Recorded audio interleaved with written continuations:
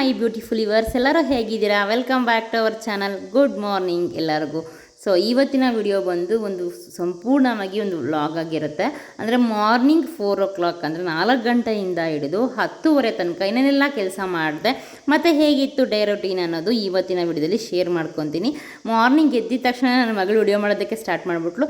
ಇವತ್ತು ಇನ್ನೊಂದು ಆಶ್ಚರ್ಯವಾದಂಥ ಒಂದು ಸಂಗತಿ ಏನಂದರೆ, ನನ್ನ ಜೊತೆಗೆ ನನ್ನ ಮಗಳು ಸಹ ಇದ್ದಿದ್ಲು. ನಾನು ಬಲವಂತ ಮಾಡಿ ಎಬ್ಬರಿಸಿದ್ದಲ್ಲ, ಅವಳೇ ಇಷ್ಟಪಟ್ಟ ಎದ್ದಿದ್ದು. ಇದು ಶುಕ್ರವಾರದ ಲಾಗ್ ಆಗಿರುತ್ತೆ. ನಾನು ನಿನ್ನೆ ಹನುಮಾನ್ ಚಾಲಿಸ ಸಂಕಲ್ಪದ 4ನೇ ದಿನ ಆಗಿತ್ತು. ನಿನ್ನೆ ಶೇರ್ ಮಾಡ್ಕೊಳ್ಳೋಕೆ ಆಗಲಿಲ್ಲ ವಿಡಿಯೋನ, ಹಾಗಾಗಿ ಇವತ್ತು ಶೇರ್ ಮಾಡ್ಕೊತಿದ್ದೀನಿ. ಇನ್ನು ಎದ್ದಿದ ತಕ್ಷಣ ನಾನು ಫೇಸ್ ವಾಶ್ ಮಾಡ್ತೀನಿ, ಆದರೆ ಅದ್ರ ಸಿಂಕಲ್ಲೆಲ್ಲ ಏನು ಹೋಗಿಲ್ಲ, ಬಂದು ಹೊರಗಡೆ ಹೋಗಿದ್ದೀನಿ. ಇನ್ನು ಎದ್ದಿದ ತಕ್ಷಣ ಮೋಟ್ರ್ ಹಾಕಿ ಒಂದು 5ರಿಂದ 10 ನಿಮಿಷ ನಾನು ಮೋಟ್ರನ್ನು ಆನ್ ಮಾಡಿ ಬಿಡ್ತೀನಿ. ಇನ್ನು ಎದ್ದಿದ ತಕ್ಷಣ ಕಸ ಗುಡಿಸ್ಬೇಕಲ್ವ, ಸೊ ಹಾಗಾಗಿ ಹಾಲಲ್ಲಿರತಕ್ಕಂಥ ಕೆಲವೊಂದು ವಸ್ತುಗಳನ್ನು ನಾನು ಎಲ್ಲೆಲ್ಲಿ ಬೇಕೋ ಅಲ್ಲಲ್ಲಿ ನೀಟಾಗಿ ಎತ್ತಿಡ್ತಾ ಇದ್ದೀನಿ. ಯಾಕಂದರೆ ಅದು ಮತ್ತೆ ಯಾರಾದರೂ ಮನೆಗೆ ಬಂದಿದ ತಕ್ಷಣ ಹಾಗೆ ಕಾಣಿಸ್ತಿರುತ್ತೆ, ಹಾಗಾಗಿ ಒಂದು ಕಡೆ ರೂಮಲ್ಲಿ ಇಡ್ತಿದ್ದೀನಿ. ಇನ್ನು ಎಲ್ಲರನ್ನೂ ಎಬ್ಬಿಸ್ಬಿಟ್ಟು ಮಂಚದ ಮೇಲೆ ಮಲ್ಕೊಂಡಿರ್ತಾರೆ, ಮತ್ತು ಸೋಫಾ ಮೇಲೆ ಮಲ್ಕೊಂಡಿರ್ತಾರೆ. ಸೊ ಒಟ್ಟಲ್ಲಿ ನೆಲ ಕ್ಲೀನ್ ಆಗಬೇಕಲ್ವ, ಹಾಗಾಗಿ ಏನು ಮಾಡ್ತೀನಿ ಅಂದರೆ ಅವ್ರನ್ನ ಅಲ್ಲಿ ಮಲ್ಗೋದಕ್ಕೆ ಹೇಳ್ಬಿಡ್ತೀನಿ. ಇನ್ನು ಬಂದು ಹೇಳಿದೆನ ನಾನು ಆಗಲೇ ಅಲ್ಲಿರೋದನ್ನೆಲ್ಲ ತೆಗೆದು ಇಟ್ಟು ಕಸವನ್ನು ಗುಡಿಸ್ತೀನಿ. ಆ ಕಸ ಗುಡಿಸೋ ಅಷ್ಟರಲ್ಲೇ ಸೀರಿಯಸ್ಲಿ ಹೇಳ್ತೀನಿ, ಒಂದು ಮಿನಿಮಮ್ 10 to 15 ಮಿನಿಟ್ಸ್ ಆಗಿಬಿಡುತ್ತೆ. ಒಂದೊಂದ್ಸಲಿ 20 ಮಿನಿಟ್ಸ್ ಕೂಡ ಆಗೋಗ್ಬಿಡುತ್ತೆ. ಮನೆ ಸ್ವಲ್ಪ ದೊಡ್ಡದಾಗಿರೋದ್ರಿಂದ ಗುಡಿಸೋ ಅಷ್ಟರಲ್ಲಿ ಇವನ್ ಬ್ಯಾಕ್ ಪೇಯ್ನ್ ಕೂಡ ಬಂದ್ಬಿಡುತ್ತೆ. ಸೊ ಏನು ಮಾಡೋಕ್ಕಾಗಲ್ಲ, ಗುಡಿಸ್ಲೇಬೇಕು ಅಲ್ವಾ. ಸೊ ಅದು ಎಕ್ಸ್ಪೆಷಲಿ ಕಸ ಜಾಸ್ತಿ ಇಲ್ಲದೆ ಇರೋವಾಗ ಗುಡಿಸ್ಬೇಕು ಅಂದರೆ ಇನ್ನೂ ಕಷ್ಟ ಅಂತ ಅನಿಸುತ್ತೆ. ಕಸನೇ ಗೊತ್ತಾಗಲ್ಲ ಗುಡಿಸ್ತಾ ಇದ್ದರೆ, ಅಷ್ಟೊಂದು ಕಸ ಇರುತ್ತೆ. ಇನ್ನು ಕಸ ಎಲ್ಲ ಗುಡಿಸಿದ್ದಾದಮೇಲೆ ಆ್ಯಸ್ ಯೂಶ್ವಲ್ ಏನಿರುತ್ತೆ ಅಲ್ವ, ಶುಕ್ರವಾರ ಅಂದಿದ ತಕ್ಷಣ ನಮಗೆ ಫಸ್ಟ್ ಹೆಣ್ಮಕ್ಳಿಗೆ ನೆನಪಾಗೋದು ನೆಲಕ್ಕೆ ಉಪ್ಪು ಮತ್ತು ಅರಿಶಿನ ಹಾಕಿ ನೆಲ ಒರೆಸೋದು. ಸೊ ನಾನು ಇಲ್ಲಿ ಕಲ್ಲುಪ್ಪನ್ನು ಯೂಸ್ ಮಾಡ್ತಿದ್ದೀನಿ. ಇದು ಸುಮಾರು ಏನಿಲ್ಲ ಅಂದರೆ ನಾನು 1.5 ತಿಂಗಳು 2 ತಿಂಗಳಿಂದ ಇದೇ ಥರ ಯೂಸ್ ಮಾಡ್ತಿದ್ದೀನಿ. ಪ್ರತಿ ಶುಕ್ರವಾರ ಕಲ್ಲುಪ್ಪು ಮತ್ತು ಒಂದು ಚಿಟಿಕೆ ಅರಿಶಿನ ಹಾಕ್ಬಿಟ್ಟು ನೆಲವನ್ನು ಒರೆಸ್ತೀನಿ. ಏಕೆಂದರೆ ನಮ್ಮ ಸಾಲ ಮುಕ್ತರಾಗ್ತಾರೆ, ಮತ್ತು ತುಂಬ ಒಳ್ಳೆಯದು, ಮತ್ತು ಮನೇಲಿರ್ತಕ್ಕಂಥ ನೆಗೆಟಿವ್ ಎನರ್ಜಿ ಏನಿದೆಯಲ್ಲ ಅದು ಹೋಗುತ್ತೆ ಅಂತ ಹೇಳ್ತಾರೆ. ಇನ್ನು ನಾನು ಹೇಳಿದ್ನಲ್ಲ, ನನ್ನ ಮಗಳಾಗಲೇ ಇದ್ದಿದ್ದು ನನ್ನ ಜೊತೆ ಅಂತ. ಪ್ರತಿ ಸರಿ ನಮ್ಮ ಮನೆಯಲ್ಲಿ ಬಾಗಿಲಿಗೆ ಅರಿಶಿನ ಕುಂಕುಮ ಮಾಡೋದು ನನ್ನ ಮಗಳೇ ಹೊಸ್ಲಿಗೆ. ಸೊ ಹಾಗಾಗಿ ಅವಳೇ ಇಡ್ತಾಯಿದ್ದು. ತುಂಬ ಚೆನ್ನಾಗಿರ್ತಾಳೆ, ಅದು ನನಗೆ ತುಂಬ ಇಷ್ಟ ಅವಳಿಡೋದು, ಹಾಗಾಗಿ ಅವಳೇ ಇಡ್ತಾಯಿದ್ಲು. ಇನ್ನು ನಾನು ಆಗಲೇ ಹೇಳಿದಾಗೆ ಒಂದು ಚಿಟಿಕೆ ಅರಿಶಿನವನ್ನು ಹಾಕಿ ಕಲ್ಲುಪ್ಪನ್ನು ಹಾಕ್ಬಿಟ್ಟು ನೆಲವನ್ನು ಒರೆಸ್ಕೊತೀನಿ. ಇನ್ನು ನೆಲ ಎಲ್ಲ ಒರೆಸೋಷ್ಟರಲ್ಲಿ ಆಲ್ಮೋಸ್ಟ್ ನೀವು ನಾವು 4 o'clock ಎದ್ದಿದ್ದೀವಿ ಅಂದ್ಕೊಳ್ಳಿ. ಸೊ ಕಸ ಗುಡಿಸಿ ನೆಲ ಒರೆಸಿ ಬಾಗಿಲು ತೊಳೆಯೋ ಅಷ್ಟರಲ್ಲಿ 1 hour ಆಗಿಬಿಡುತ್ತೆ. ಸೊ ಅಷ್ಟೊಂದು ಲೇಟ್ ಆಗುತ್ತೆ. ನನಗೆ ಗೊತ್ತಿಲ್ಲ ಯಾಕಷ್ಟು ಲೇಟ್ ಆಗುತ್ತೋ, ಬಟ್ ತುಂಬ ಕಷ್ಟ ಆಗುತ್ತೆ ನೆಲ ಒರೆಸಿ ಬಾಗಿಲು ತೊಳೆಯೋ ಅಷ್ಟರಲ್ಲಿ. ಇನ್ನು ನೈಟ್ ನಮ್ಮಮ್ಮ ಬಂದಿದ್ದು, ಅಂದರೆ ಬಿಫೋರ್ ನೈಟ್ ನಮ್ಮಮ್ಮ ಬಂದಿದ್ದು. ಅದಕ್ಕೆ ನಮ್ಮದೇ ಆದ ತೋಟದಲ್ಲಿ ಅವರೆಕಾಳು ಆಯಿತು. ನೀವೆಲ್ಲ ಓಲ್ಡ್ ವಿಡಿಯೋಗಳನ್ನು ನೋಡಿದರೆ ನಾವು ಅವರೆಕಾಯಿ ಹಾಕಿದ್ವಲ್ವ, ಸೊ ಆ ಅವರೆಕಾಯಿಂದ ಒಂದಷ್ಟು ಅವರೆಕಾಳನ್ನು ಶೇಖರಣೆ ಮಾಡಿ ಇಟ್ಟಿದ್ದರು. ಅದರಲ್ಲಿ ಕಾಳು ಕೂಡ ಆಗಿತ್ತು. ಆ ಓಲ್ಡ್ ಲಾಕ್ಸಲ್ಲಿ ನಾನು ಹಾಕಿದ್ದೀನಿ ಕಾಳು ಎಷ್ಟಾಗಿತ್ತು ಏನು ಅಂತ.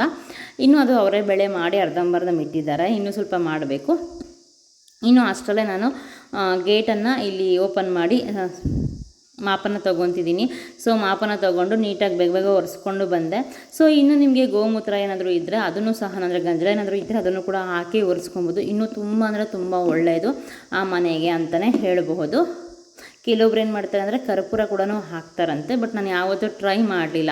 ಕರ್ಪೂರ ಕೂಡ ಅಂದರೆ ಪಚ್ಚ ಕರ್ಪೂರ ಅಂತಾರಲ್ವ, ಅದನ್ನು ಹಾಕಿ ಒರೆಸ್ತಾರಂತೆ ಕೆಲವೊಬ್ಬರು, ಬಟ್ ನಾನು ಯಾವತ್ತೂ ಕೂಡ ಒರೆಸ್ತಿಲ್ಲ. ಇಲ್ಲಿ ನಾನು ಫಾಸ್ಟ್ ಫಾರ್ವರ್ಡಲ್ಲಿ ಇಟ್ಟಿದ್ದೀನಿ, ಯಾಕಂದರೆ ತುಂಬ ಅಂದರೆ ತುಂಬ ಲೆಂತ್ ಆಗಿಬಿಟ್ಟಿತ್ತು ವಿಡಿಯೋ. ಸೊ ಅಷ್ಟು ಲೆಂತ್ ವಿಡಿಯೋ ನೋಡೋದಕ್ಕೆ ತಾಳ್ಮೆ ಇರಬೇಕಲ್ವ ಅಂತ ಅಂದ್ಕೊಂಡು ನಾನು ಏನು ಮಾಡಿದ್ದೀನಿ, ಆಲ್ಮೋಸ್ಟ್ ಅಲ್ಲಿ ಎಲ್ಲ ಕ್ಲಿಪ್ಪಿಂಗ್ಸು ಅಂದರೆ ಒಂದು 80% ಕ್ಲಿಪ್ಪಿಂಗ್ಸು ಫಾಸ್ಟೆಲ್ಲ ಇಟ್ಟಿದ್ದೀನಿ ಅಂತಲೇ ಹೇಳ್ಬೋದು. ಇನ್ನು ನನ್ನ ಮಗಳು 2 ವಸ್ತ್ಲಿಗೂ ಅರಿಶಿನ ಕುಂಕುಮ ಇಟ್ಟಿದ್ದಾದಮೇಲೆ ಹೊರಗಡೆ ಬಂದು ಬಾಗಿಲನ್ನು ತೊಳಿತಿದ್ದಾಳೆ. ಇನ್ನು ಮಾರ್ನಿಂಗ್ ಫ್ರೆಶಲ್ಲಿ ಆ ಸೌಂಡ್ ಕೇಳಿಸ್ಕೊಳ್ಳಿ, ಎಷ್ಟು ಚೆನ್ನಾಗಿರುತ್ತೆ.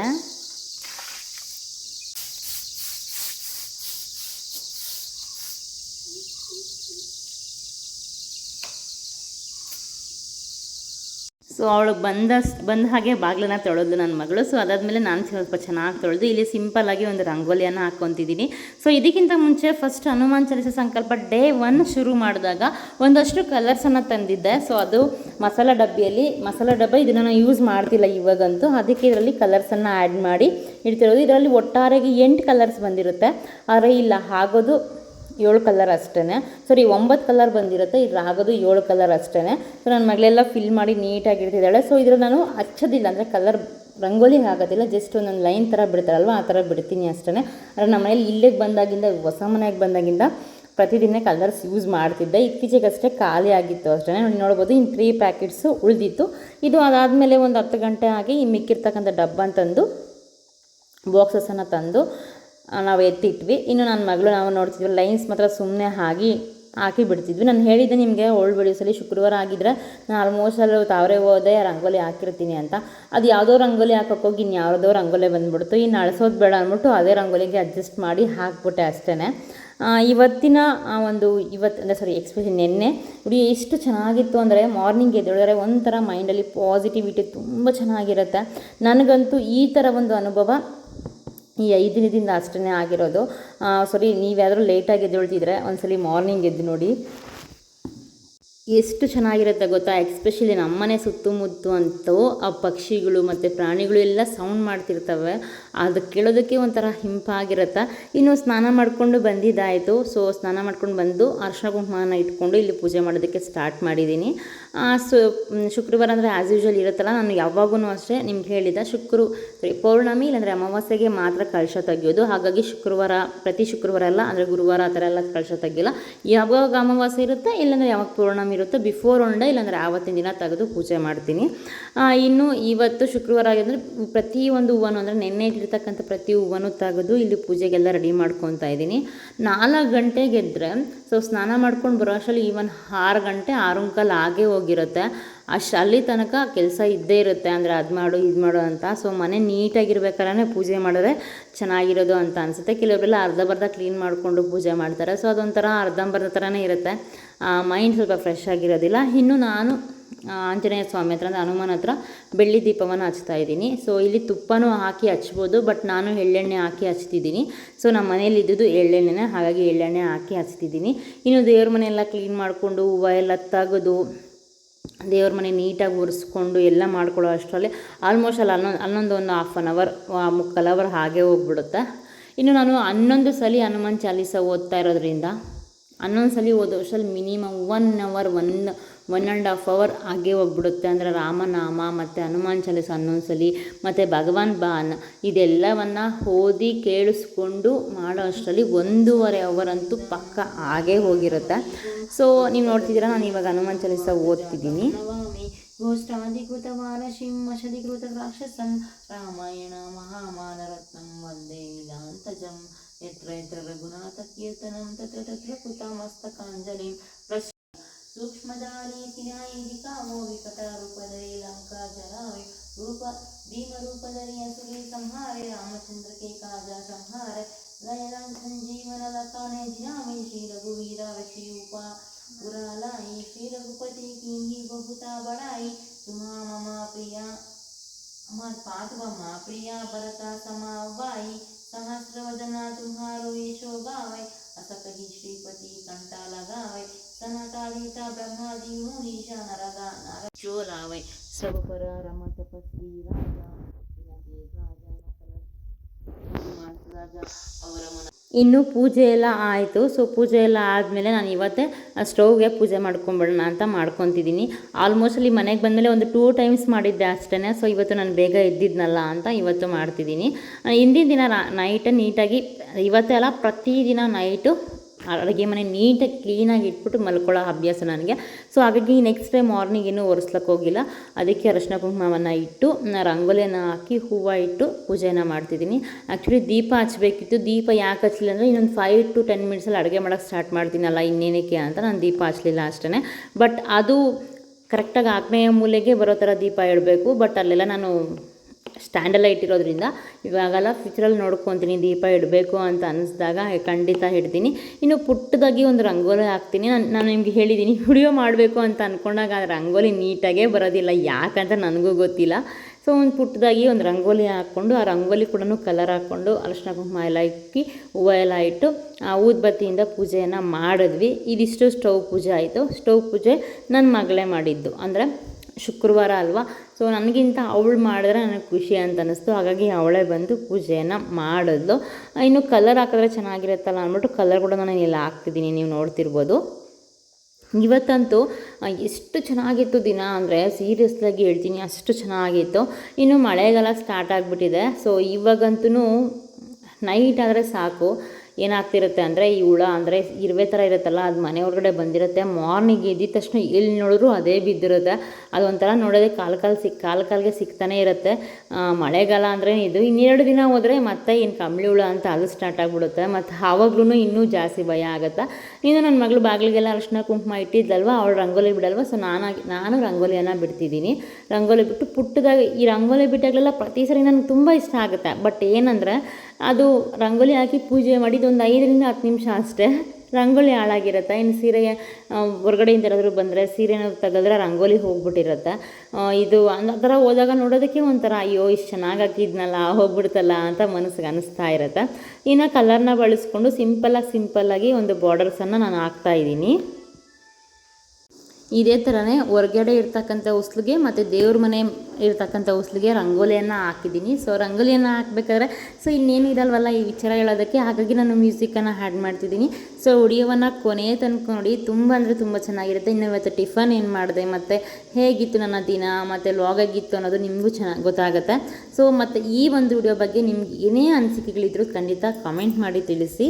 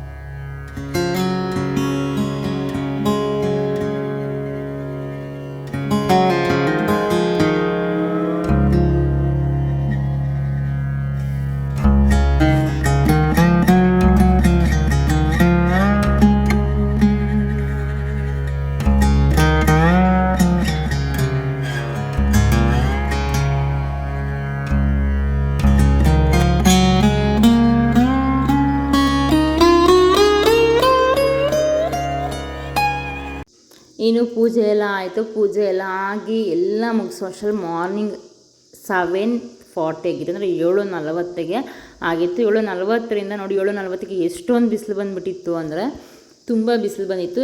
ನಿನ್ನೆ ದಿನ ನೈಟು ಮಳೆ ಅಂತೂ ಸಕ್ಕತ್ತಾಗಿತ್ತಲ್ವ. ಆ ಮಳೆ ಬಿದ್ದಿದ್ದು ಮಾರ್ನಿಂಗ್ ಬಿಸಿಲು ಬಂದ್ರೆ ಒಂಥರ ಅನ್ನಿಸ್ತಾ ಇರುತ್ತೆ, ಸುಸ್ತು ಥರ ಅನ್ನಿಸ್ತಾ ಇತ್ತು. ಇನ್ನು ನಮ್ಮಮ್ಮ ಬೆಳೆ ಎಲ್ಲ ನೀಟಾಗಿ ಕ್ಲೀನ್ ಮಾಡ್ತಾಯಿದ್ರು, ನೀವು ನೋಡ್ತಿರ್ಬೋದು. ಸೊ ನಮ್ಮ ಒಂದು ಅವರೆಕಾಯಿ ಗಿಡ ಈ ಸಲ ಹಾಕಿದ್ರಲ್ಲ ಸಕ್ಕತ್ ಟೇಸ್ಟಿಯಾಗಿರುತ್ತೆ ಸಾಂಬಾರು ಮಾತ್ರ. ಅದಕ್ಕೆ ನಾವು ಇಷ್ಟೊಂದು ಬೇಳೆಯನ್ನು ಮಾಡಿಸ್ಕೊಂಡಿದ್ದೀವಿ, ವರ್ಷ ಪೂರ್ತಿ ಆಗುತ್ತಲ್ಲ ಅಂತ. ಇನ್ನು ಫೈನಲಿ ರಂಗೋಲಿ ನೋಡಿ ಈ ಥರ ಇದೆ.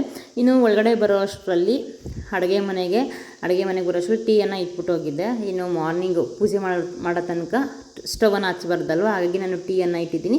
ಟೀ ಎಲ್ಲ ಇಟ್ಟಿದ್ದಾದಮೇಲೆ ಟಿಫನ್ಗೆ ಏನಪ್ಪ ಮಾಡೋದು ಅಂತ ಅಂದ್ಕೊಂಡಿರ್ಬೇಕಾದ್ರೆ ನೆನಪಾಗಿದೆ ಪೂರಿ. ಸೊ ಇವತ್ತು ಪೂರಿ ಮಾಡೋಣ ಅಂತ ಅಂದ್ಕೊಂಡು ಪೂರಿಗೆಲ್ಲನೂ ರೆಡಿ ಮಾಡಿಕೊಂಡೆ. ಪೂರಿಗೆ ನಾನು ಯಾವಾಗೂ ಅಷ್ಟೇ ಮೈದಾ ಹಾಕಲ್ಲ, ಕೆಲವರೆಲ್ಲ ಮೈದಾ ಯೂಸ್ ಮಾಡ್ತಾರೆ. ನಾನು ಗೋಧಿ ಹಿಟ್ಟು ಜೊತೆಗೆ ಅಕಸ್ಮಾತ್ ಇದ್ದರೆ ಚಿರೋಟಿ ರವೆಯನ್ನು ಹಾಕ್ತೀನಿ. ಸೊ ಚಿರೋಟಿ ರವೆ ಗೋಧಿ ಹಿಟ್ಟು ಎರಡೂ ಮಿಕ್ಸ್ ಮಾಡಿಕೊಂಡು ಪೂರಿ ಮಾಡಿದ್ರಂತೂ ಸಕ್ಕತ್ತಾಗಿರುತ್ತೆ ಗೊತ್ತಾ. ಒಂದ್ಸಲ ಬೇಕಾದ್ರೆ ಟ್ರೈ ಮಾಡಿ ನೋಡಿ. ಇನ್ನು ಟೀ ಮಾಡಿ ಕುಡ್ದಿದ್ದಾಯಿತು, ಎಲ್ಲ ಕೆಲಸನೂ ಮುಗಿದಿತ್ತು. 8 ಗಂಟೆ ಟೈಮ್ ಆಗಿತ್ತು. ಸೊ ಈಗ ನಾನು ಟಿಫನ್ಗೆ ಹೇಳಿದ್ನಲ್ಲ ಪೂರಿ ಮತ್ತು ಸಾಗುವನ್ನು ಮಾಡಬೇಕು ಅಂತ ಅಂದ್ಕೊಂಡು ಅಡುಗೆ ಮನೆ ಕಡೆ ಹೊರಟೆ. ಸೊ ಹೇಗೆ ಮಾಡಿದೆ ಪೂರಿ ಮತ್ತು ಸಾಗು ಅನ್ನೋದನ್ನು ಒಂದು 5 ನಿಮಿಷದಲ್ಲಿ ನಿಮಗೆ ವಿಡಿಯೋ ಕ್ಲಿಪ್ಪಿಂಗ್ಸನ್ನ ತೆಗೆದು ತೋರಿಸಿದ್ದೀನಿ. ಸೊ ವಿಡಿಯೋ ನೋಡ್ಕೊಂಡು ಬನ್ನಿ. ಫಸ್ಟು ನಾನು ಇಲ್ಲಿ ಆಲೂಗಡ್ಡೆನ ಬೇಯಿಸ್ತಾ ಇದ್ದೀನಿ. ಸೊ ಸಾಗೋಕ್ಕೆ ಬೇಕಾಗಿರ್ತಕ್ಕಂಥದ್ದು ಫಸ್ಟ್ ಆಲೂಗಡ್ಡೆನ ಅಲ್ವಾ, ಒಂದು 4 ಆಲೂಗಡ್ಡೆ ಅರ್ಧ ಕಟ್ ಮಾಡಿ ಉಪ್ಪು ಹಾಕಿ ನಾನು ಬೇಯಿಸಿಡ್ತಾ ಇದ್ದೀನಿ. ಆಮೇಲೆ ಬಂದು ಗೋಧಿ ಹಿಟ್ಟಿಗೆ ಉಪ್ಪು ಮತ್ತು ಎಣ್ಣೆ, ಫಸ್ಟೇ ಉಪ್ಪು ಮತ್ತು ಎಣ್ಣೆ ಎರಡವನ್ನು ಮಿಕ್ಸ್ ಮಾಡಿಕೊಂಡು ನೀಟಾಗಿ, ಆಮೇಲೆ ನಮಗೆ ಎಷ್ಟು ನೀರು ಬೇಕೋ ಅಷ್ಟು ಆ್ಯಡ್ ಮಾಡಿಕೊಂಡು ಇಲ್ಲಿ ಹಿಟ್ಟನ್ನು ಕಲಸಿ ಇಡ್ತಿದ್ದೀನಿ. ಒಂದು 1/2 ಅವರಿಂದ 3/4 ಅವರ್ ಆ ಹಿಟ್ಟು ನೀಟಾಗಿ ನೆಂದರೆ ಪೂರಿ ಅನ್ನೋದು ಚೆನ್ನಾಗಿ ಬರುತ್ತೆ, ಚೆನ್ನಾಗಿ ಉಬ್ಬುತ್ತೆ ಅನ್ನೋ ಕಾರಣಕ್ಕೋಸ್ಕರ ಇಲ್ಲಿ ನೆನೆಸಿಡ್ತಿದ್ದೀನಿ. ನಾನು ಇಲ್ಲಿ ಯಾವುದೇ ರೀತಿ ಅಡುಗೆ ಸೋಡಾವನ್ನು ಯೂಸ್ ಮಾಡಲಿಲ್ಲ. ಸೊ ಅದು ಯೂಸ್ ಮಾಡಿದ್ರೆ ತುಂಬ ಬಾಯಾರಿಕೆ ಆಗುತ್ತೆ ಎಸ್ಪೆಷಲಿ ಈ ಬೇಸಿಗೆಯಲ್ಲಿ. ಹಾಗಾಗಿ ನಾನು ಏನು ಮಾಡಿದ್ದೀನಿ ಅಂದರೆ ಇಲ್ಲಿ ಸೋಡಾವನ್ನು ಯೂಸ್ ಮಾಡಿಲ್ಲ. ನೀಟಾಗಿ ಪೂರಿಗೆ ಹಿಟ್ಟನ್ನು ಕಲಸಿ ಇಟ್ಕೊಂಡಿದ್ದೀನಿ. ಇನ್ನು ಕಲಸಿಟ್ಟು ಅದಕ್ಕೆ ಒಂದು ಲಿಡ್ಡನ್ನು ಕ್ಲೋಸ್ ಮಾಡಿ ಇಟ್ಬಿಟ್ಟೆ. ಅದು ಒಂದು 3/4 ಅವರ್ ನೆಂದ ಮೇಲೆ ಅದು ಪರ್ಫೆಕ್ಟಾಗಿರುತ್ತೆ, ಅಂದರೆ ಪೂರಿ ಮಾಡೋದಕ್ಕೆ ಪರ್ಫೆಕ್ಟಾಗಿರುತ್ತೆ. ಅಷ್ಟರಲ್ಲೂ ನಾನೇನು ಮಾಡಿದೆ ಅಂದರೆ ಇಲ್ಲಿ ಈರುಳ್ಳಿ ಒಂದು 3 ತಗೊಂಡು ಈರುಳ್ಳಿಯನ್ನು ಕಟ್ ಮಾಡಿ ಇಟ್ಕೊತಿದ್ದೀನಿ. ಸೊ ದಪ್ಪ ಈರುಳ್ಳಿ ಇದ್ದರೆ ಆಲ್ಮೋಸ್ಟ್ ಅಲ್ಲಿ ಒಂದಿದ್ರೆ ಸಾಕಾಗುತ್ತೆ. ನಮ್ಮ ಮನೇಲಿ ಸ್ವಲ್ಪ ಚಿಕ್ಕದಿರೋದ್ರಿಂದ ನಾನು 3 ತೊಗೊಂಡಿದ್ದೀನಿ ಅಷ್ಟೇ. ಇನ್ನು 3 ಈರುಳ್ಳಿ ಮತ್ತು 2 ಟೊಮೊಟೊ. ಸೊ ಕೆಲವೊಬ್ಬರು ಸಾಗೋಗೆ ಟೊಮೊಟೊ ಹಾಕೋಲ್ಲ, ಬಟ್ ನಾನು ಟೊಮೊಟೊ ಯೂಸ್ ಮಾಡ್ತೀನಿ. ಸೊ ಹಾಗಾಗಿ ಟೊಮೊಟೊವನ್ನು ಕೂಡ ಕಟ್ ಮಾಡಿ ಏನು ಕಟ್ ಮಾಡಬೇಕಲ್ಲ ಅದನ್ನೆಲ್ಲ ಕಟ್ ಮಾಡಿ ಇಟ್ಕೊಂಡಿದ್ದೆ. ಮತ್ತು ಬಾಣಲೆಗೆ ಸಾಗುಗೆ ಬೇಕಾಗಿರ್ತಕ್ಕಂಥದ್ದು ಫಸ್ಟು ಟೇಸ್ಟಾಗಿ ಬರಬೇಕು ಅಂದರೆ ನಾವು ಒಂದೇ ಒಂದು ಸ್ಪೂನು, ಒಂದು ಚಿಕ್ಕ ಸ್ಪೂನಲ್ಲಿ 1 ಸ್ಪೂನ್ ಆಲ್ಮೋಸ್ಟ್ ಅಲ್ಲೂ ಅದನ್ನು ಕಡಲೆ ಹಿಟ್ಟನ್ನು ಏನು ಮಾಡಬೇಕು ಅಂದರೆ ಫ್ರೈ ಮಾಡ್ಕೊಬೇಕು. ಫ್ರೈ ಮಾಡಿಕೊಂಡು ಒಂದು ಪಕ್ಕದಲ್ಲಿ ಎತ್ತಿಟ್ಕೊಂಡಿದ್ದೀವಿ ಅಂದರೆ ಲಾಸ್ಟಲ್ಲಿ ಸಾಗೋಗೆ ಆ್ಯಡ್ ಮಾಡಿದ್ರೆ ಸಕ್ಕ ಟೇಸ್ಟಿಯಾಗಿರುತ್ತೆ. ಸೊ ನೀವು ಒಂದ್ಸರಿ ಟ್ರೈ ಮಾಡಿ ನೋಡಿ. ಇನ್ನು ಎಣ್ಣೆ ಹಾಕ್ಕೊಂಡು ಸಾಸಿವೆ ಮತ್ತು ಕಡಲೆಬೇಳೆ ಮತ್ತು ಕರಿಬೇವು ಹಾಕ್ಕೊಂಡು ನೀಟಾಗಿ ಒಂದು ಮಿನಿಟ್ ಆಗಲಿ 2 ಮಿನಿಟ್ ಆಗಲಿ ಬಿಟ್ಟು ಅದಕ್ಕೆ ಕರಿಬೇವು ಹಾಕಿ ಮತ್ತು ಈರುಳ್ಳಿ ಕಟ್ ಮಾಡಿರ್ತಕ್ಕಂಥ ಈರುಳ್ಳಿನ ಮಿಕ್ಸ್ ಮಾಡಿ ಒಂದು 2 ಮಿನಿಟ್ಸ್ ಹಂಗೆ ಬಾಡಿಸಿ ಇಡಬೇಕಾಗತ್ತೆ. ಸೊ ಇದೇ ಟೈಮಲ್ಲಿ ಹಸಿಮೆಣ್ಸಿನ್ಕಾಯನ್ನು ಒಂದು 4ರಿಂದ 5 ತೊಗೊಂಡು ಉದ್ದುದ್ದ ಸೀಳಿ ಅದಕ್ಕೆ ಹಾಕಿದೆ. ಬೇಕಾದ್ರೆ ನಿಮಗೆ ಇದಕ್ಕೆ ಆಪ್ಷನಲ್ಲು ಒಣಗಿದ ಮೆಣಸಿನ್ಕಾಯಿ ಕೂಡ ಹಾಕ್ಕೊಬೋದು. ಸ್ವಲ್ಪ ಟೇಸ್ಟ್ ಚೆನ್ನಾಗಿರ್ಬೇಕಾದ್ರೆ ಹಸಿಮೆಣ್ಸಿನ್ಕಾಯನ್ನು ಯೂಸ್ ಮಾಡ್ತಿದ್ದೀನಿ. ಇನ್ನು ಟೊಮೊಟೊವನ್ನು ನಾನು ಕಟ್ ಮಾಡಿದ್ದೀನಿ, ನೀವು ನೋಡ್ತಿರ್ಬೋದು. ಟೊಮೊಟೊವನ್ನು ಆಪ್ಷನಲ್, ಅದು ಕೂಡ ನಿಮ್ಗೆ ಆಪ್ಷನಲ್ಲು. ಒಂದೇ ಒಂದು ಚಿಕ್ಕ ಟೊಮೊಟೊನ ತೊಗೊಂಡು ಅದಕ್ಕೆ ಫ್ರೈ ಮಾಡ್ತಿದ್ದೀನಿ. ಕಂಪ್ಲೀಟ್ಲಿ ಒಂದು 3 to 4 ಮಿನಿಟ್ಸ್ ಫ್ರೈ ಆಗಿದ ತಕ್ಷಣ ಇದಕ್ಕೆ ಅರಿಶಿನ ಮತ್ತು ಒಂಚೂರು ಗರಂ ಮಸಾಲ ಮತ್ತು ಒಂಚೂರು ಬಿರಿಯಾನಿ ಮಸಾಲ, ಚೂರು ಅಂದರೆ ಜಾಸ್ತಿ ಏನೂ ಹಾಕಕ್ಕೆ ಹೋಗ್ಬಾರ್ದು. ಚೂರು ಹಾಕ್ಬಿಟ್ಟು ಚೆನ್ನಾಗಿ ಮಿಕ್ಸ್ ಮಾಡ್ಕೊಬೇಕು. ಉಪ್ಪು ಸಹ ಇದೇ ಟೈಮಲ್ಲಿ ಹಾಕಬೇಕು, ಯಾಕಂದರೆ ಆ ಒಂದು ಈರುಳ್ಳಿಗೆ ಟೊಮೊಟೊಗೆ ಅದಕ್ಕೆಲ್ಲ ಮಿಕ್ಸ್ ಆದರೆ ಚೆನ್ನಾಗಿರುತ್ತಲ್ಲ. ಹಾಗಾಗಿ ಇನ್ನು ಆಲೂಗಡ್ಡೆ ಅಷ್ಟೆಲ್ಲ ಆಗಲೇ ಬೆಂದಿತ್ತು. ಸೊ ಇದನ್ನು ನಾನು ತೊಗೊಂಡು ಮೇಲಿರ್ತಕ್ಕಂಥ ಸಿಪ್ಪೆನ ತೆಗಿಯೋದಕ್ಕೆ ಮಕ್ಳಿಗೆ ಕೊಟ್ಟೆ. ಇವಾಗ ಮಕ್ಕಳು ಮನೆಯಲ್ಲೇ ಫ್ರೀಯಾಗಿರ್ತಾರಲ್ವ, ಸೊ ಅದು ಒಂದು ಕೆಲಸ ಮಾಡಲಿ ಅಂತ ಅಂದ್ಕೊಂಡು ಅದಕ್ಕೆ ತಣ್ಣೀರನ್ನು ಬೆರೆಸಿ ಅವ್ರ ಕೈಗೆ ಕೊಟ್ಟೆ. ಅಷ್ಟರಲ್ಲಿ ಕೊತ್ತಂಬರಿ ಸೊಪ್ಪನ್ನು ನಾನು ಬಿಡಿಸಿ ಇಟ್ಕೊತಾ ಇದ್ದೀನಿ.